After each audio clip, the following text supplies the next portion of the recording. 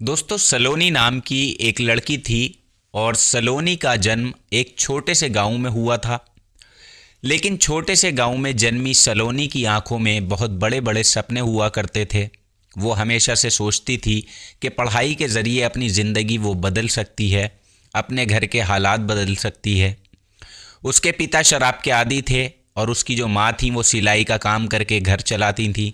सलोनी के 3 छोटे भाई बहन भी थे जिनकी जिम्मेदारी भी उसके कंधों पर थी।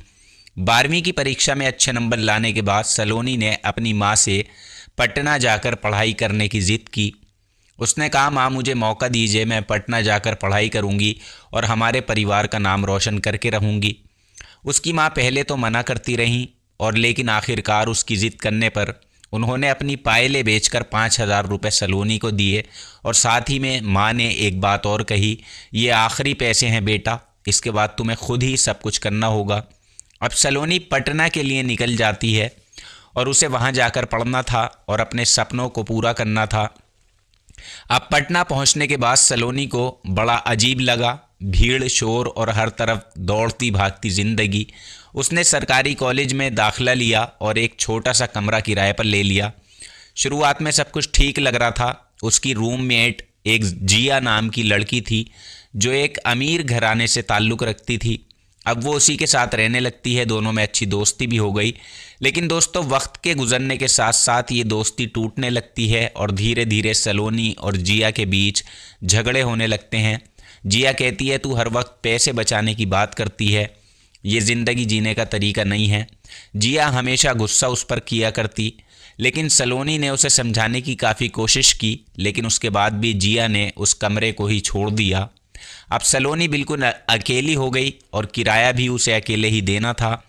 तो दोस्तों, अब सलोनी अकेले थी और उसके पास सिर्फ 5,000 रुपये बचे थे और वो ख़त्म होने वाले थे। अब उसने सोचा अब आगे क्या होगा। उसने खुद से वादा किया कि वो किसी पर अब बोझ नहीं बनेगी और उसने सोचा मुझे नौकरी करनी होगी और ख़ुद ही कुछ करना पड़ेगा, वरना यहाँ जीना आसान नहीं होगा। और एक दिन सलोनी ने आसपास के घरों में ट्यूशन पढ़ाने का काम ढूंढना शुरू किया। वो हर दरवाजे पर जाकर खटका करती और पूछती, क्या आपके बच्चों को ट्यूशन पढ़ाने के लिए टीचर चाहिए। 40-50 घरों के बाद आखिरकार एक घर उसे मिलता है और ये घर था अमर सिंह नाम के एक आदमी का। अमर सिंह जो थे वो एक बैंक मैनेजर थे। उन्होंने सलोनी को अपने बच्चों को पढ़ाने का काम दिया। अमर सिंह से उन्होंने कहा कि ठीक है, तुम हर दिन आदित्य और नेहा को आकर पढ़ा दिया करो, हम तुम्हें 6,000 रुपये महीना दे देंगे। सलोनी को थोड़ा अच्छा लगा। उसने सोचा चलो कुछ तो पैसे मिलेंगे। आदित्य सलोनी से भी बड़ा था, नेहा आदित्य से छोटी थी। सलोनी आदित्य और नेहा को मेहनत से पढ़ाने लगती है। बीच बीच में तीनों के बीच हंसी मजाक भी चलता रहा करता था। लेकिन सलोनी की ज़िंदगी अब थोड़ी मुश्किल भरी हो गई थी। सलोनी का वक्त काफ़ी भारी हो गया था। वो सुबह 4 बजे उठती, ट्यूशन के लिए घरों पर जाती, फिर कॉलेज जाती और शाम को अमर सिंह के बच्चों को पढ़ाती। उसके पास अब वक्त कम और ज़िम्मेदारी ज़्यादा थी। उसने पैदल चलना शुरू कर दिया ताकि पैसे बचा सके। वो कभी ऑटो रिक्शा भी नहीं किया करती, पैदल ही 5-5 किलोमीटर चलती रहती। उसकी माँ को जब फ़ोन पर ये बातें पता चलती हैं तो वो कहती हैं, बेटा इतना मत झेल, तू वापस आ जा। लेकिन सलोनी के इरादे मजबूत थे।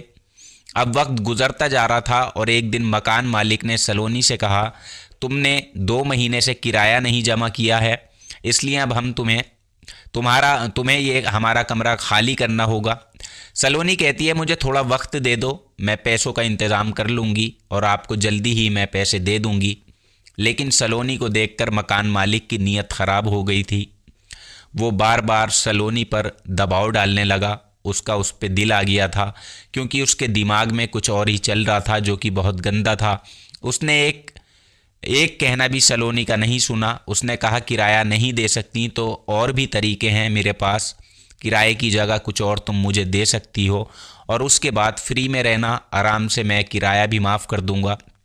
अब सोच लो तुम्हें क्या करना है। सलोनी बच्ची नहीं थी, वो समझ गई कि मकान मालिक किस तरफ इशारा कर रहा है। उसके दिल में खौफ पैदा हो गया और वो डरते डरते कमरे में रहने लगी। और उसी हर वक्त उसे ये एहसास होता कि कहीं रात को मकान मालिक ना आ जाए और उसकी नीयत भी वैसे ख़राब है। डरते डरते वो वक्त को गुजार रही थी, लेकिन आगे कुछ और होना भी बाकी था। सलोनी को समझ नहीं आ रहा था कि वो क्या करे। उसने अमर सिंह से फ़ीस मांगने का इजहार किया। उसने अमर सिंह से कहा, सर आप मुझे 1 महीने की फ़ीस एडवांस दे दो। उसने हिचकिचाते हुए पूछा और अमर सिंह ने जवाब दिया, इस महीने कुछ दिक्कतें चल रही हैं, अगले हफ्ते तक मैं तुम्हें दे दूंगा।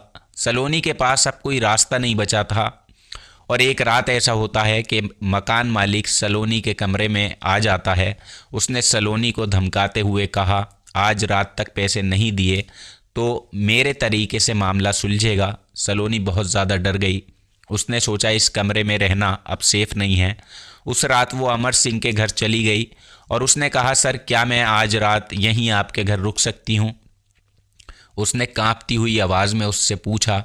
तब अमर सिंह और उनकी पत्नी ने उससे वजह पूछी कि वजह बताओ। पहले तो सलोनी चुप रही, लेकिन जब उन्होंने ज़ोर डाला तो उसने सारी बात उन्हें बता दी।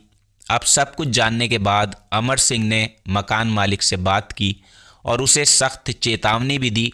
साथ ही उन्होंने सलोनी को एक गर्ल्स हॉस्टल में शिफ्ट करवा दिया और उन्होंने कहा, तुम्हें अब किसी चीज़ की चिंता करने की ज़रूरत नहीं है, अपनी पढ़ाई पर ध्यान दो।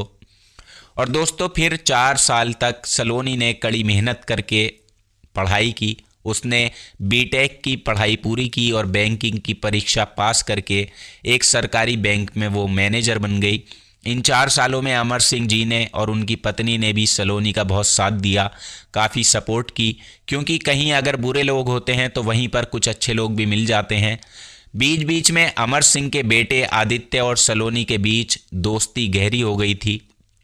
आदित्य ने एक दिन पूछा, क्या आपको पता है आपकी ये संघर्ष भरी जिंदगी कितनी सीख देती है सलोनी? तब सलोनी ने मुस्कुराते हुए कहा, संघर्ष ही तो जिंदगी का असली मतलब होता है। और कुछ महीने बाद अमर सिंह ने सलोनी से पूछा, क्या तुम आदित्य से शादी करना चाहोगी? सलोनी ने खुशी खुशी से इस रिश्ते को स्वीकार कर लिया और बहुत जल्दी ही सलोनी के माँ बाप की रजामंदी के साथ उनकी शादी भी हो जाती है। और आज दोस्तों सलोनी और आदित्य एक खुशहाल जीवन जी रहे हैं। सलोनी के संघर्ष की कहानी उनके गांव और पटना में मिसाल बन चुकी है।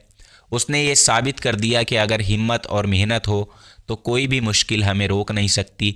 और इसके बाद सलोनी और आदित्य ने सलोनी के माँ बाप को भी वहीं पर बुला लिया। और ये कहानी हमें ये सिखाती है कि हर मुश्किल के पीछे एक मौका छुपा होता है, बस हमें पहचान कर हिम्मत के साथ आगे बढ़ना चाहिए। तो दोस्तों कहानी आपको कैसी लगी नीचे कमेंट बॉक्स में ज़रूर बताइएगा और साथ ही अपना नाम और अपने शहर का नाम नीचे कमेंट बॉक्स में लिखना ना भूलें, ताकि आने वाली वीडियो में मैं आप लोगों के नाम ले सकूं।